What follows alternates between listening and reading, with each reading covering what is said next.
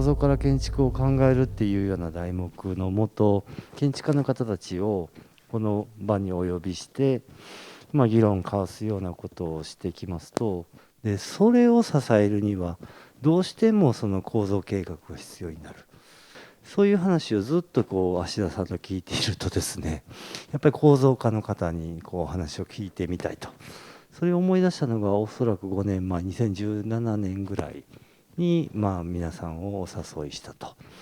いうような流れで、ようやく5年越しにファイナルを迎えるようなことができた。でここいくつもアイデアがあるんですよ。こうやってみたいアイデアがここに紹介している以外も10個ぐらいはあると思うんですよ。でしょっちゅう提案するんですけど、僕は大体却下されるんですよね。やっぱ建築家がいない方が自由にできると思ってるわけですよね。いやそうじゃないんですよ。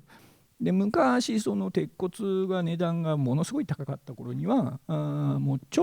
のすごい手間をかけてでも鉄骨を細かく細工することが意味があったっ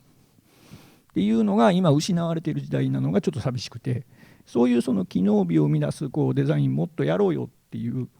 手間をかけてやろうよっていうのをお勧めしているところはありますね。本来建築家が言わなくちゃいけないところを佐藤さんが言ってるからみんな悔しくて採用してないんじゃないですかね。稲山カラーと違うものの依頼が来た時に、例えば金物の木造とかですね、そういうのが依頼が来た時に稲山さんの中で許せる範囲と許せない範囲ですか？僕は昔の枠木って現代の僕はビスだと思っている。でビスは大好きなんです。でビスと継ぎ手仕口の組み合わせでできるものっていうところに関してはそれがどっちかというと一番の稲山さんの許容値はビスってことですよね。ビスちょっと会場からの質問一回挟んでいいですか？私は今古民家に住んでて、で私が住んでる古民家は私が住まなければ誰も住む人がいないっていう家だったんですね。別に構造にはさして興味はない綺麗だなとは思うんですけど、さして興味はなくて、だからその時代に合った伝統的な構造物の使い方っていうものについてちょっとどう考えてるのか。この気候風土とそれから生活スタイルに合わせた形で大体世界中の民家って作られてるわけじゃないですか。その辺は自分なりにそれに合わせてそのスピリッツでどうしていくかってことを考えていくのが僕はそれが正解なのかなって思ってる。だからそういう意味ではそういう無名の建物、古い建物だけど文化財になっていない建物こそ今チャンスで、今の現代の生活スタイルに合うって新しい価値を加えたような建物に変えられたら、今みたいに誰も住まない家っていうのがだいぶ減ってくる可能性があるので、できれば変に重要文化財の回収方法なんか勉強しないで、他の空き家も同じようにね、違うやり方で改良して住むような人たちが出てくるっていうのを作り上げたら面白いかなと思います。築何年なんですか？もう100年とか。いいじゃないですか。そんなの自分でいじれるなんて、恵まれていて、構造が分かると力の配分が見えるんですよね、どこにどういうふうにかかってるかっていう矢印みたいな緊張感が、それが美しいっていう人たちが多い。今住んでる家って屋根の上入ったことある？小屋裏。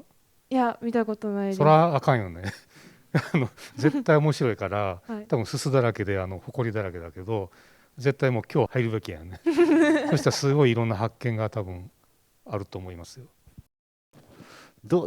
んな万博にしていけばいいんですかね、構造的な視点も含めて。だってオリンピックがこけちゃったじゃないですか。こけちゃったというか建築的にね何も新しいもの生まれなくて、やっぱ万博とかオリンピックってね、大きいイベントだけども建築業界的にもやっぱり新しい技術とかこれからのだから前の万博っていうのはそこからいろんな生まれた新しい建築があるわけですよね。だからやっぱり今回やるのも建てて、やっぱその技術がその2025年以降の建築を変えたとか、そんなものを作らないと、ただ箱作って壊しましたってなっちゃうとまずい気がするので、ちょうどですね、今アドバイスしているパビリオンの幾何学が2週間前に解けたんですよ。